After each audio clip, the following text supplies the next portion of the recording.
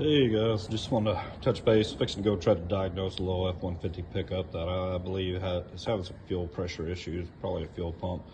This is the kit that I'm going to use. Some Maddox basic fuel injection service kit. Of course you can read MH-DCT19. Let's see what's in it.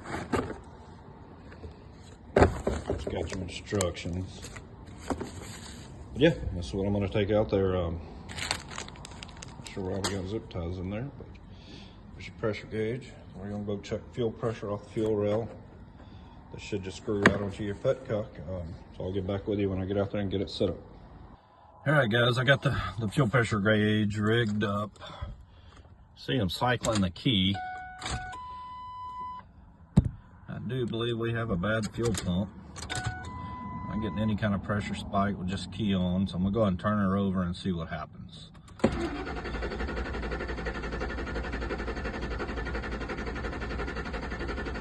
We have got no fuel pressure. Okay, so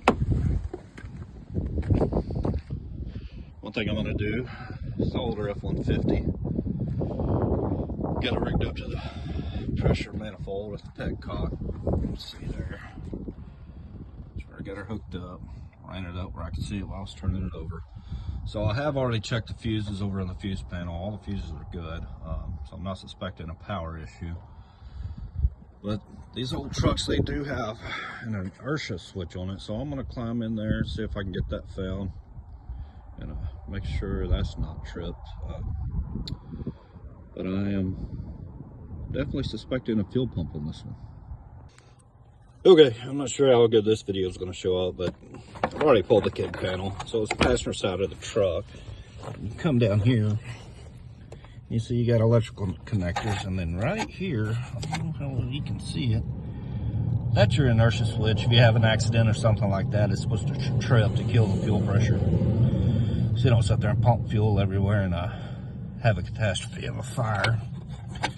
But it doesn't look like it's tripped, so I'm gonna get in here and see if I can push it down just to make sure.